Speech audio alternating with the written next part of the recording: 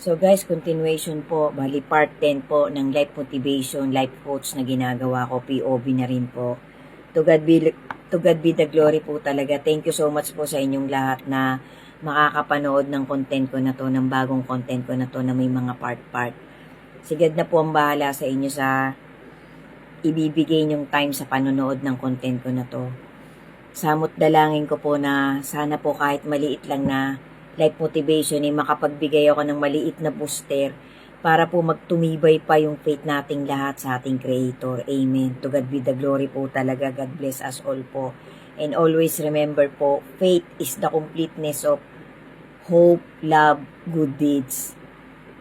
Yan po ang bumubuo sa faith. Ang faith po na walang gawa, salita lang, ay hindi po yan hindi po yan buhay. Hindi po yan tapat, hindi po yan totoo kapag salita lang ang faith na pinapakita natin sa ating Panginoon. Dapat po ang faith ay may kasamang gawa, may kaakibat na pagmamahal at pagmamalasakit. Yan po ang tunay na faith na kaya mong magpatawad, na kaya mong magbigay ng pangunawa sa gitna na ikaw ay nasasaktan na. Sa isang pangyayari ng buhay mo, paulit-ulit ka pa rin nasasaktan, paulit-ulit ka pa rin nagpapatawad. Yan po ay isang pagpapakita ng faith at pagmamahal sa ating Creator. Sabi nga po, ang anumang gawin mo sa kalit-liitang tao ay ginawa mo sa akin. Yan po ay salita ng ating Panginoon. Ang anumang ipinautang mo sa kahit kanino ay ipinautang mo sa akin. At dadating ang takdang araw at oras na ikaw ay susuklian ng Panginoon. Sa motivation, sa good deeds, sa pagmamahal at pagmamalasakit na ginawa mo sa kahit kanino. Amen. Paks na paks po yan, guys. So, guys, tapos na po yung kay Andot kay Mary Magdalene. Ito po, tungkol naman po to kay Mateo at saka sa tatay niya. Kasi ito pong Beatitudes, ito pong content ko na to, pag ano ko po to, pag ninilay-nilay ko po sa napanood kong dokumentary at sa nabasa ko rin po sa love letter ng ating Creator. Kayo na po ang bahalang mag-research, magbigay ng discretion nyo, ng sarili nyong opinion, ng sarili nyong discernment sa mapapanood nyo sa bawat part ng content ko. Samot dalangin ko po na sana po talaga kahit maliit lang pong booster, maliit na motivation, ay makapaghatid ako sa sino mang makakapagtapos ng content ko na to. So, ito po tungkol kay Mateo. Si Mateo po si Matthew po kasi, ano po siya kumbaga sa para po sa akin, ang pagkakakilala ko po kay Mateo sa pagpapaliwanag po ng love letter na ating Creator. Si Mateo po ay isang matalinong tao. Siya po ang pangarap po kasi ni Mateo, yung parang tatandasang asensado siya. Yan po ang pagkakaintindi ko sa dokumentaryong napapanood ko. So, si Mateo po, nung po siya naging isang tao ng mga Romans, naging tax collector po kasi siya. Para po siyang, hindi po nalalayo ang pagkatao niya kay Judas Iscariote. Kaya lang po si Judas Iscariote po, mahilig man lamang. Si Mateo po, ang pagkakaintindi po kay Mateo, parehas siya. Mahilig siyang magkwenta, tapat po siyang magkwenta. So, si Mateo po, parang ang intindi ko po sa kanyang life background, si Mateo po, pamula po nung naging tauhan siya ng Romans. Kasi ang Romans po talaga nung panahon na yun, kinatatakutan. Parang kailangan susunod ka sa reglamento, sa batas ng Romans. Kasi pag hindi mo sinunod, lumayas ka na sa lugar na kinatatayuan mo kasi posibleng dadaanin kanila sa dahas. Ganyan po ang mga Romans. Sila po talaga ang pinakasiga nung time na yun. Siga po sila, kumbaga sa term natin ngayon, astig sila. Ayaw nila nang sila masasapawan. Diyan po kilala ang pagkatao ng mga Romans. So, si Mateo po, nung naging tax collector po siya, parang nagalit po sa kanya mga kamag-anak niya, unang-una ng tatay at nanay niya, pati mga kapatid niya. Kasi nga po sila, para silang parang kalahati, para pagkaintindi ko po, halos kalahati yata ng kinikita nila, tax Kailangan yung kalahati ng kinikita mo, tax mo yun sa Romans. Ganun po, kasi pag hindi ka po sumunod sa kanilang batas, talagang malalagot ka. So, si Mateo po, nagkaroon po sila ng parang konting, may gap po siya sa kanyang tatay at nanay hanggang sa dumating ang punto na parang disowned, parang hindi na siya itinuring na anak ng kanyang tatay.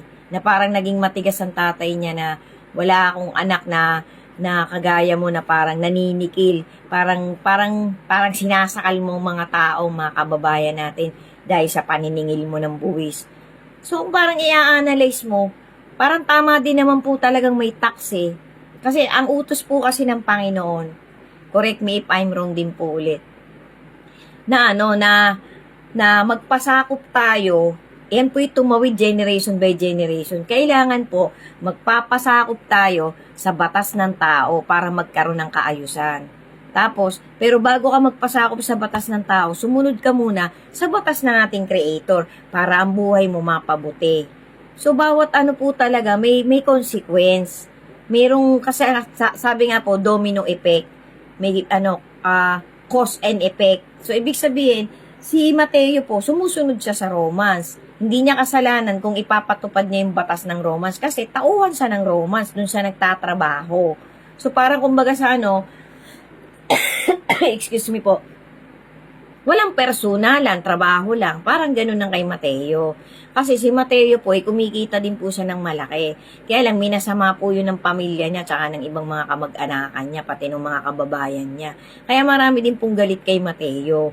Then later on po, naunawaan din ng tatay at nanay niya. So, isa nga po sa alagad ng Panginoon, isa sa apostol si Mateo, tapat na apostol.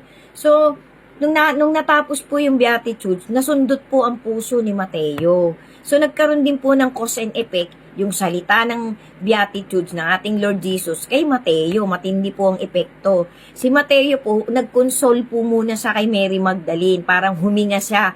Parang sinabi niya na, parang pinaigsi na lang po nung dokumentary na kailangan ba talagang bumalik ako sa tatay ko. Parang gano'n. Pero hindi niya direktang sinabi kay Mary Magdalene. Ang advice po sa kanya ni Mary Magdalene, guys, taong bago na tayo. Kasi sabi nga po, kapag ikaw ay sumunod na sa Panginoon, you are a new being. Bagong tao ka na. Yung mga dati mong buhay, lipas na yon. Binura na yun ng Panginoon. Tatahakin mo na yung landas na papunta talaga sa Kanya. Iba na ang motivation mo. Ganun pagkakaintindi ko, guys, ng epekto ng Beatitudes.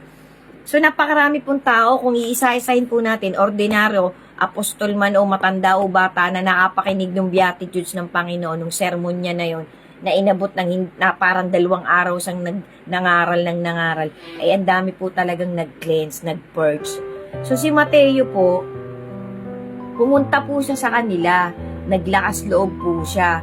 Ang pagkakasorpresa po ni Mateo, hindi niya alam na ang tatay at nanay niya ay na-purge din po. Nagbago din po, nag-iba din po sila ng moods nung napakinggan nila yung Beatitudes ng ating Creator.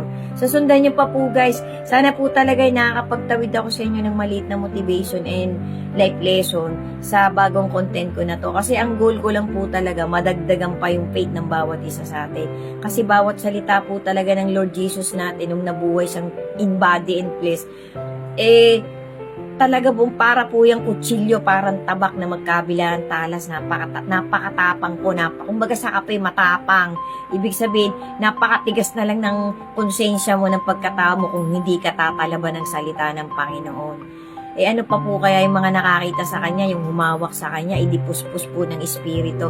Salita nga lang na marinig mo sa kanya, tatalab sa'yo Ganun po siya talaga ka-powerful, guys. Kaya yung mga napapanood po nating dokumentary na sinisiraan ng ating Creator, lagot po sila pagdating ng tamang oras at pagkakataon. Sundan nyo pa po, guys. Thank you so much po sa inyong lahat. Ingat po tayo palagi and God bless us all po. To God be the glory po. Amen.